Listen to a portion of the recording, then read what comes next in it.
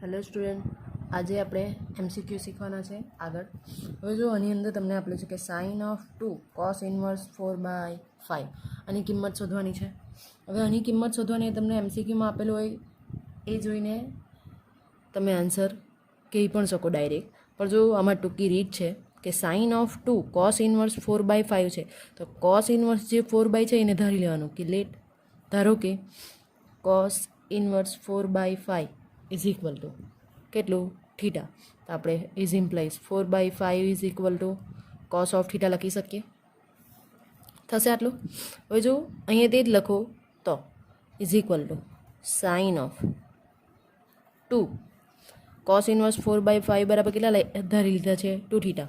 Sign of 2 થીટાની આપણી પાસે formula છે કઈ 2 sine of theta cos of theta. હવે આના પરથી આ કોસની કિંમત પરથી આપણે સાઇનની કિંમત પણ મેળવી શકીએ. કયું તમારું નિત્યસમ કે cos square theta sine square theta is equal two 1. આ કોસ સ્ક્વેર થીટાની જગ્યા પર મૂકી શકો તમે. તો sine square theta is equal two 1 minus cos square theta લખી શકો. એ લખી શકાશે 1 માઇનસ કોસ સ્ક્વેર એટલે 4/5, 4 એટલે 16, 5 મતલબ 25. લસા લો 25 માઇનસ 16 કરશો તો કેટલા આવશે 9/25. આ તમને મળે છે સાઇન સ્ક્વેરની. આપણે તો સાઇનની જોઈએ. સાઇન થીટા ઇઝ ઇક્વલ કેટલા લખાશે 3/5. તો અહીંયા લખી શકો તમે બંને કિંમત 2 sine of theta is equal to કેટલા લખાશે 3/5 અને cos of theta is equal to કેટલા લખાશે 4/5. તમને આન્સર મળી જ જાય છે. 2 × 3 × 4 કેટલા થશે 24 ને 5 × 5 કેટલા થશે 25. નેક્સ્ટ ક્વેશ્ચન તમને આપેલું છે સેમ આના જેવો જ એક્ઝામ્પલ છે કે સાઇન ઓફ 2 tan ઇન્વર્સ 4/3 છે. કેટલું છે tan ઇન્વર્સ 4/3. તમે આ રીતનાની ને બીજી રીતના પણ કરી શકો. આમાં તે રીત શીખવાના છે કે તમને ટ્રાયેંગલ આપેલું છે અહીંયા થીટા. tan ઇન્વર્સ ધારી કયું લેવાનું કે ધારો કે tan inverse 4/3 is equal two theta. તો લખાશે 4/3 is equal two tan of theta. હવે આને અહીંયા દર્શાવવું હોય અને પણ તમે આ રીતનાનીને એંગલમાં દર્શાવે એ પાછું બતાવું. સાઇન થીટા સામેની બાજુના છેદમાં પાસેની બાજુ 4/3. તો આપણે કર્ણ લખી શકીએ કેટલો 5. એના પરથી તમે સાઇન અને કોસ લખી શકો ડાયરેક્ટ. સાઇન લખવું હોય તો સાઇન ઓફ થીટા કેટલું લખાશે સામેની બાજુના છેદમાં કર્ણ 4/5 અને કોસ ઓફ થીટા લખવું હોય તો પાસેની બાજુના છેદમાં એટલે 3/5. જ્યારે આની અંદર પણ તમે લખી શકો કેટલું અહીંયા થીટા લખી દીધું છે. કોસ થીટા એટલે 4 પાસેની બાજુના છેદમાં કર્ણ અહીંયા કેટલા લખાશે 3. તો કોસની કિંમતમાં લખી શકો. કોસની કિંમત પરથી સાઇન લખી શકો 3/5. એ તમે આના પરથી મેળવી પણ શકો. એમસીક્યુ છે, તમે બંને મેથડ કરાવી છે, તમે જે ફોલો કરો. સાઇન ઓફ કિંમત મૂકીએ તો લખાશે સાઇન ઓફ 2 થીટા. આગળ જ ફોર્મ્યુલા જોઈ તે પ્રમાણે કે 2 સાઇન થીટા કોસ થીટા. કિંમત મૂકો તો 2 સાઇન થીટા કેટલા મળે છે 4/5 અને કોસ થીટા કેટલા મળે છે 3/5. આન્સર તો બંનેમાં સેમ જ આવશે. 4 × 3 × 2 કેટલા આવશે 24/25. રકમ જોજો ને મેથડ ખાસ. નેક્સ્ટ ક્વેશ્ચન જો આ 13 નંબરનો ક્વેશ્ચન તમને આપેલું છે કે sine of tan inverse tan of 7π/6 કેટલું છે 7π/6 plus cos inverse cos of 7π/3 છે. તો આની અંદર પહેલું તો એ જુઓ કે તમને કાઉન્સની અંદર આપેલું છે tan ઇન્વર્સ tan ઓફ 7π/6 છે. તો એને આપણે લખી શકીએ કેટલું પાઈ પ્લસ π/6. કેટલું લખી શકો પાઈ પ્લસ π/6. તમે અહીંયા ડાયરેક્ટ પણ લખી શકો પાઈ પ્લસ π/6 થશે પ્લસ કોસ ઇન્વર્સ એ કેટલા લખાશે કોસ ઓફ 7π/3 છે તો 2π પ્લસ π/3 લખાશે કેટલું 2π plus tan inverse tan of તમે અહીંયા ડાયરેક્ટ પણ 7π/6 લખી શકો.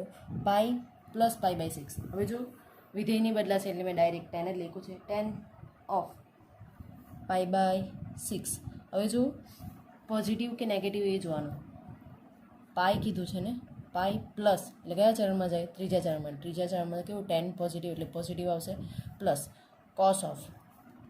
Cos inverse 2π. 2π કઈ જગ્યા પર આવશે? અહીંયા 2π પ્લસ છે એટલે કયા ચરણમાં જાય? પહેલા ચરણમાં. અને પહેલા ચરણમાં બધા જ વિધેય પોઝિટિવ એટલે કોસનું તો કોસ જ લખાશે, π/3. હવે તમે ડાયરેક્ટ લખી શકો કે sine of π/6 plus tan inverse tan of theta, તો π/6 એ tan ઇન્વર્સના વિસ્તારની અંદર આવેલો હોવો જોઈએ. બીજું કોસ ઇન્વર્સ કોસ ઓફ π/3 છે, π/3 લખી શકો, પણ ક્યારે? જે એક્સ π/3 એ કોના? કોસ ઇન્વર્સના વિસ્તારની અંદર આવેલો હોવો જોઈએ, તો એ પણ આવેલો છે. બંનેની કિંમત છે આપણી પાસે. સાઇન ઓફ π/6 કેટલો આવે છે? 1/2 પ્લસ કોસ ઓફ π/3 એ પણ કેટલો આવે છે? 1/2. તમારો આન્સર કેટલો આવશે? 1.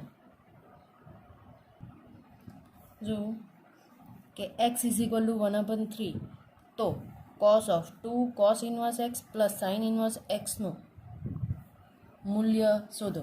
તમને જે આપેલું છે તો cos of 2 cos inverse x plus sine inverse x છે. એની અંદર જો કે તમે આના માટે cos inverse x plus sine inverse xની ફોર્મ્યુલા છે કઈ? કે cos inverse x plus sine inverse x = π/2. તો તમે આને પહેલાં તો આ રીતના લખી શકો. કોસ ઓફ કાઉન્સમાં લખાશે 2, તો 2ની જગ્યા પર આપણે લખીએ cos inverse x plus cos inverse x plus sine inverse x. આ તમે ડાયરેક્ટ સ્ટેપ ઓછા લખી શકો. તો આના બરાબર તો આપણી પાસે છે જ ફોર્મ્યુલા જ કે cos inverse x plus sine inverse x = કેટલા કીધું? π/2. તો π/2 બાકી રહેશે કોસ ઇન્વર્સ x. હવે તમારી ફોર્મ્યુલા જો કે cos inverse π/2 plus cos inverse x રહે છે, તો કોસ π/2 આગળ બદલાઈ જશે એટલે કોસનું લખાશે સાઇન ઓફ π/2 પ્લસ છે કયા ચરણમાં આવે? બીજા ચરણમાં. અને બીજા ચરણમાં જોવાનું કોને? કોસ કેવું આવે? નેગેટિવ. અહીંયા લખાશે એટલે માઇનસ કોસ ઇન્વર્સ x થશે આટલું. પછી જો તો માઇનસ સાઇન ઓફ. હવે જો કોસ ઇન્વર્સ એક્સને આપણે sine inverse x tan inverse એક્સની અંદર ફેરવી શકીએ, તો કોસ ઇન્વર્સ એક્સને સાઇનમાં ફેરવીએ તો સાઇન ઇન્વર્સ કેટલું લખાશે? √1 - x². કેટલું લખાશે? 1 - x². Minus sign of sine inverse છે તો તમે લખી શકો √1 - x². આ કોની અંદર આવેલો હોવો જોઈએ? સાઇનના વિસ્તારની અંદર, તો આવેલો જ છે. પછી જુઓ કે માઇનસ આપણી પાસે એક્સની કિંમત પણ છે. કેટલી છે? 1/3. તો કિંમત મૂકીએ 1 - 1/3 હોલ સ્ક્વેર છે -√1 - 1 કેટલા લખાશે? સ્ક્વેર છે એટલે 9 આવશે. લસા લેવો તો -√9 - 1 એટલે કેટલા આવશે? 8/9. તમારો આન્સર તમે આ પણ લખી શકો. બીજું -8ને આપણે કેટલા લખી શકીએ? રૂટની બહાર લખો તો 2√2 ને 9 ને 3. આ બંને તમારા આન્સર સાચા છે. નેક્સ્ટ ક્વેશ્ચન નંબર 15 જો cos of sine inverse 2/5 plus cos inverse x = 0. તો x = ખાલી જગ્યા. હવે જો આની અંદર એક્સની કિંમત શોધવા કીધું છે તમને, તો પહેલું તો એ જુઓ કે આ જે 0 આપેલું છે ને એની જગ્યા પર તમે કિંમત લખી શકો. ઇઝ ઇમ્પ્લાઇઝ કોસ ઓફ, આ બધા 1 માર્કના ક્વેશ્ચન છે. 2/5 પ્લસ કોસ ઇન્વર્સ x.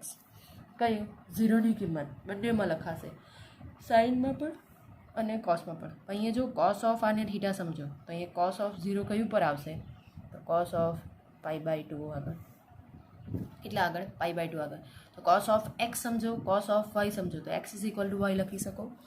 તમારું લખાશે sine inverse 2/5 plus cos inverse x = π/2. Sine inverse 2/5 = π/2. Cos inverse છે બીજી સાઈડ જશે તો માઇનસ કોસ ઇન્વર્સ x લખાશે. હવે જુઓ π/2 માઇનસ કોસ ઇન્વર્સ x છે એટલે તમે લખી શકો, હમણાં જ જોયું આગલા એક્ઝામ્પલમાં કે π/2 માઇનસ કોસ ઇન્વર્સ x, તો તમે લખી શકો સાઇન ઇન્વર્સ x. કે આપણી પાસે ફોર્મ્યુલા છે sign inverse x plus cos inverse x = π/2. તો સાઇન ઇન્વર્સ 2/5, તો સાઇન ઇન્વર્સ x, xની કિંમત તમને મળી જશે કેટલી? 2/5. Next question. તમને એવું આપેલું છે એક્સની જ કિંમત પણ શોધવાની છે કે 4 sign inverse x plus cos inverse x = π. તો x શોધો. શું કીધું છે? x શોધવા કીધું છે. તો પહેલું તો આગળના એક્ઝામ્પલમાં જોયું તે રીતના 4 સાઇન ઇન્વર્સ x છે, તો આપણે લખી શકીએ 3 sign inverse x plus sine inverse x cos inverse x કેટલા લખાશે? π/2. એવું લાગે તો અહીંયા લખી દઈએ 3 sign inverse x plus sine inverse x plus cos inverse x = π. અને બરાબર કિંમત લખી છે કેટલી? π/2. 3 સાઇન ઇન્વર્સ x = π, બીજી સાઈડ જશે π માઇનસ π/2. કેટલા આવશે? લસા લેશો 2π માઇનસ π એટલે π/2 જ આવશે. 3 સાઇન ઇન્વર્સ x, બને તેટલા ઓછા સ્ટેપ લખવાના. આની લખશો તો બી ચાલશે, તમે ડાયરેક્ટ લખી શકો સાઇન ઇન્વર્સ x × 3 છે, બીજી સાઈડ જશે તો કેટલા લખાશે? π/6. એક્સને સૂત્ર કરતાં બનાવીએ તો x સાઇન ઇન્વર્સ છે, બીજી સાઈડ જશે પ્રતિવિધેય છે એટલે સાઇન ઓફ π/6. આપણી પાસે સાઇન ઓફ π/6ની કિંમત છે કેટલી? 1/2. આપણો આન્સર આવશે 1/2. Next question. જો તમને આપણે છે sine of π/2 minus sine inverse -√3/2 છે. હવે જો π/2 છે, સાઇન ઓફ વિધેય તમારું બદલાઈ જશે, પણ તે પહેલાં જો માઇનસ સાઇન ઇન્વર્સ -√3/2 છે, તો આ માઇનસ છે એ આપણે આગળ લખી શકીએ સાઇન ઓફ કેટલા લખાશે? π/2. માઇનસ છે તો માઇનસનો પ્લસ થશે પ્લસ સાઇન ઇન્વર્સ √3/2. હવે આપણી પાસે આ કિંમત છે, તમે બે રીતના કરી શકો. π/2 બદલીને પણ કરી શકો. બીજું સાઇન ઇન્વર્સ √3/2 એ કઈ કિંમત આવે? π/2 પ્લસ છેલ્લી π/3 આવશે. લસા લઈએ આપણે તો સાઇન ઓફ કેટલા આવશે? લસા 6 ને 3π પ્લસ π કેટલા આવશે? 5π/6. હવે આને લખવું હોય તો આપણે કેટલા લખી શકીએ? સાઇન ઓફ π માઇનસ π/6 લખાશે. આપણને તો કિંમત જોઈએ છે ને, તો ચેક કરો. લસા લેશો 6π માઇનસ π એટલે કેટલા લખાશે? π/6. બહુ બધી રીતથી કરી શકો, એવું જરૂરી નથી આ જ કરવું. સાઇન ઓફ પાઈ છે એટલે વિધેયની બદલાશે સાઇનનું લખાશે સાઇન ઓફ π/6. પાઈ માઇનસ છે કયા ચરણમાં જાય? બીજા ચરણમાં. તમને બીજા ચરણમાં કેવું આવશે? પોઝિટિવ. સાઇન ઓફ π/6ની કિંમત કેટલી આવે? 1/2. તે રીતના તમે બીજી રીતના કરો તો સાઇન ઓફ π/2 છે, વિધેય બદલાઈ જશે. સાઇનનો શું લખાશે?